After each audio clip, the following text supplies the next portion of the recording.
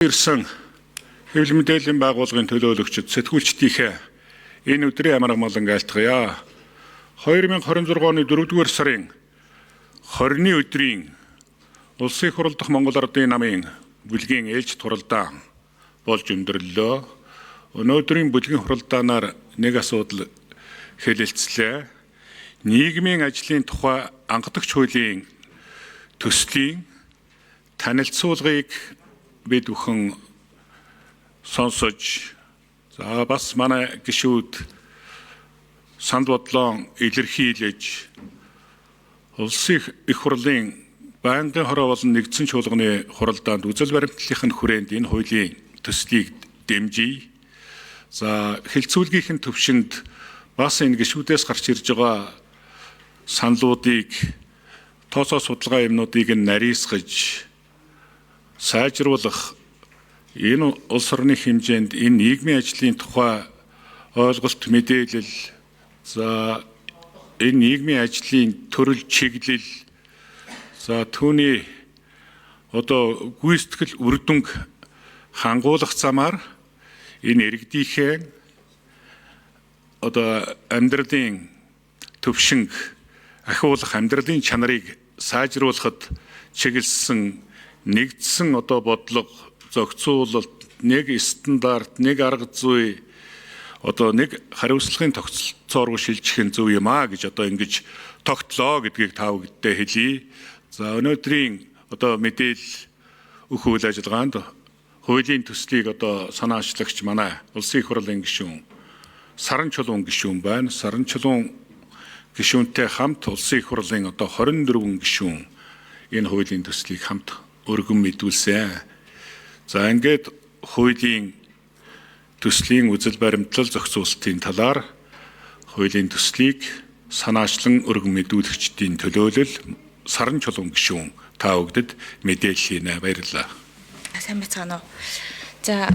Олон улсын Монгол улс нэгдээ орсон олон улсын эрх зүйн маш олон гэрээ конвенцууд байдаг. Тэн дээр бол нийгмийн халамж хамгааллын үйлчилгээг илүү чанартай хүргэх нь өөрөө давхар тэр хүмүүсийнхээ эрхийг хамгаалах зохицуултыг бас дурдсан байдаг. Нөгөө талд Монгол улсын үндэсний хууль, баримт бичиг, засгийн газрын хөтөлбөр үйл ажиллагаанд нийгмийн ажлын үйлчилгээ, нийгмийн халамжийн үйлчилгээ, нийгмийн хамгааллын үйлчилгээ, нийгмийн хөгжлийн үйлчилгээ зэргүүдийг бүгднийг сайжруулахтай холбоотой маш олон зүйл залтууд байгаамаа. Мөн яг хүчин төгөлдөр байгаа 13 хуулийн 162 заалт төр нийгмийн ажлын үйлчилгээний тухай тусгасан байдаг. Харамсалтай нь эдгээр тусгасан тодорхой тайлбарлалт нь нөгөө олон улсын гэрээ конвенцэд тусгасан шиг чанартай үйлчилгээг зорилтод хүндээ эхнээс нь дуустал хүргэдэг тогтолцоог дэмжихүү хэлбэртэй бас биш байгаа даа гэсэн. Томьёоллын хувьд бол бас нэг мэдээлэл нь өнөөдөр Монгол улсад 6000 орчим нийгмийн ажилтнууд ажиллаж байгаа. 3000 гаруй нийгмийн ажилтны төрийн байгууллагад ажиллаж байгаа. Эдгээр хүмүүс өөр төрийн албан агчийн ангилалтай байдаг. Хүүхэд гэр бүлийн нийгмийн ажилтны жишээлбэл төрийн үйлчилгээ ТÜ 4 гэдэг ангилал байдаг бол хөдөлмөр халамжих ТЗ 8, аймаг сум болоод ирэхээр ТЗ 9, засаг дарганы тамийн газрын хариаллах болохоор ТЗ-ийн ангилал гэдэг өөр төрлийн ажил мэргэжлийн зэрэгэлтэй болчиход байгаа. Тэгэхээр тухайн салбарынхаа нэг хавсраг үйлчилгээг хүргэдэг мэргэжилтэн ажилтан болчиход байгаа болохоос биш яг нөгөө нийгмийн ажлын хүнээ хөгжүүлэх, чадваржуулах, ахиж хүндрхээ сэргийлэх, эрсдлээ сэргийлэх ажлыг бас яг онлын хувьд, арга зүйн хувьд хийж чадахгүй байгаа нөхцөл бүрдээд байгаа. Яг нь ер нь Монгол улсад нийгмийн ажил анх бол хариу арга хэмжээний хэлбэрээр үүсгэн бий болсон 30 жилийн өмнө. Өнөөдөр бид урьдчилан сэргийлэхгүй болохгүй байна гэдгийг улс орноороо харж байгаа учраас энэ дээр анхаарахгүй болохгүй. Тэгэхээр хуулийн төслийн шийдэл дотор эдгээр арга зүй, эдгээр стандарт, эдгээр мэргэжлийн тодорхойлолтуудыг нэг зэгцтэй болгож тусгаж өгсөн байна. Дагалдан гарах хуулийн шилжилтийн төслүүд болон бусад хуулиудад мөн тусгаж өгсөн байгаамаа. Нийгмийн ажлын үйлчилгээ өнөөдөр 20 гаруй журам тушаалаар 4 салбар зохицуулагдаж байгаа. Тушаал журам гэдэг бол хариуцлага хүлээх субъект хариуцлагын тогтолцоо тэн дээр тусгагддаг байгаа. Тэгэхээр бид нар энэ дээр ямар зохицуултыг явж байгаа гэхээр нийгмийн ажлын мэргэжлийн холбоо байгуулна. Холбоо өөрөө нөгөө мэргэжлийн үйлчилгээ үзүүлж байгаа хүмүүстээ сургалт, лицензийн асуудал, мэргэжүүлэх асуудлыг хариуцдаг ийм тогтолцоо олон улсад байдаг. Энийг нь бид нар Монголд бас бий болох зорилгоор ажиллаж байгаа. Яагаад холбоо байгаа вэ гэхээр лиценз аваад төрийн үйлчлэгээ хүргэдэг цөөхөн мэрэгчлэнүүд л байдаг. Эмчнэр байна, тэ, сувилагч байна, хуульч байна. Тэгвэл нэг нь бол нийгмийн ажилтан байгаа даа. Тэгэхээр нийгмийн ажлын үйлчилгээгээр дамжуулж өнөөдөр энэ халамжийн үйлчилгээ, хамгааллын үйлчилгээнд улсаас маш их одоо зардал төсөв зараад идэг хэрнээ халамжаас хөдөлмөрт гэдэг нөгөө уриал ооцсон байна. Хоосон болчиход байгаагийн асуудлыг бид нар энэ тогтолцооны одоо энэ дутуу байгаа эхлээд дуусгаж чадахгүй байгаа ажлын энэ хоосон зайнаас харах хэрэгтэй болчиход байгаа байхгүй. Тэгэхээр яг энэ дээр яваад очиж судлаад үзэхээр хэн байна вэ гэхээр нөгөө л нийгмийн ажилтнуудын л одоо мэрэгжлийн ажлаа их орон зай нөхцөл болцоо бүрдээгүйтэй холбоотой байгаа. Хэрэв та бүхэн одоо хамгийн сүүлийн жишээг аваад үзэх юм бол дээрлэхэлтийн асуудал дунд сургуулийн сургууль одоо за дээрлэхэлт болоод гэмт хэрэг ч юм уу зөрчил рүү үүсгэхээр нийгмийн ажилтан хамтарсан баг гэд эхэлдэг тийм үү. Эргээд тэр хүүхдүүд яасан бэ гэдэг асуудлыг ер нь хаана ярьдаг вэ? Дахиж тэр хүүхэд давтсан уу те дээрлэхүүлсэн хүүхдэд сэтгэл зүйн хувьд одоо ямар нэгэн гэмтлийг нь араас нь үнэлсэн үү эцэг эхтэй нь ажилсан уу нөгөө дээрлэхэлсэн хүүхэд маань өөрөө эргээд сошиал бүлэгт орчлоо тэр хүүхдийн асуудал яасан бэ гэдэг ийм залгамж холбоо манад дутагдаад байгаа байхгүй. Тэр энийг олон улсад ер нь энэ одоо шилжилтийн дараах улс орнуудад ямар мэрэгжлийн тогтолцоо хийгээд байгаа вэ гэхэлэр нөгөө л нийгмийн ажил гэдэг үйлчлэгээ байгаад байгаа. Тэгэхээр энийг та бүхэн нэг тийм ажилтнуудын хүмүүсийн гэдэг агуулгаасаа илүү энэ үйлчлэгээний урсгал уялдаа холбоотой илүү одоо эргэх холбоотой хариуцлагатай нийгмийн халамж, хариуцлагатай нийгмийн хөгжлийн үйлчлэгээ, хариуцлагатай нийгмийн хамгааллын үйлчлэгийг бэхжүүлэх гээд байгаа юм байна. Тэрийг нь энэ хүмүүс хийдэг юм байна гэдгийг ойлгож бас хараасаа гэж хүсэж байгаа.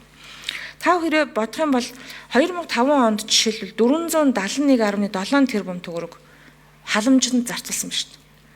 Гэтэл тэр халамжин дотор авж байгаа хүмүүс дотор чинь хөгжлийн бэрхшээлтэй хүмүүс байгаа. За олон хүүхэдтэй өргөдөлгөөлсөн ээж аав байна. За түр хугацаанд одоо хөдөлмөрийн чадвар алдсан юм уу, арга гэрийн хүнд нөхцөлтэй байгаа хүмүүс байгаад байна. За хүнсний тусламж аваад байгаа.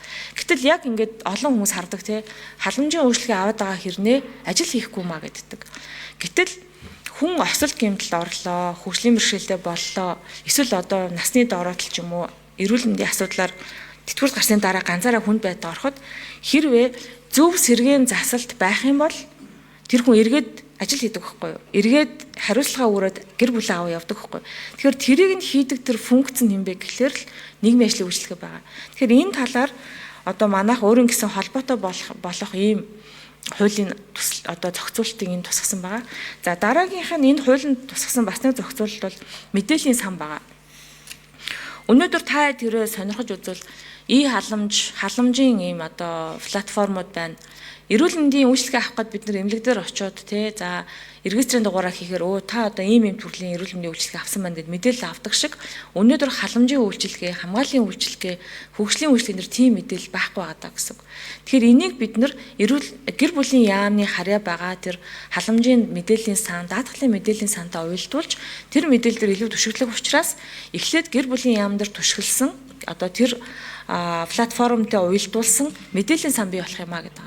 Энэ мэдээллийн сан нь өөрөө нийгмийн ажлын үйлчилгээг авсан энэ мэдээллийг одоо бүрдүүлэх ийм бүтцийг бас энэ хуулийн төсөл оруулсан байгаа.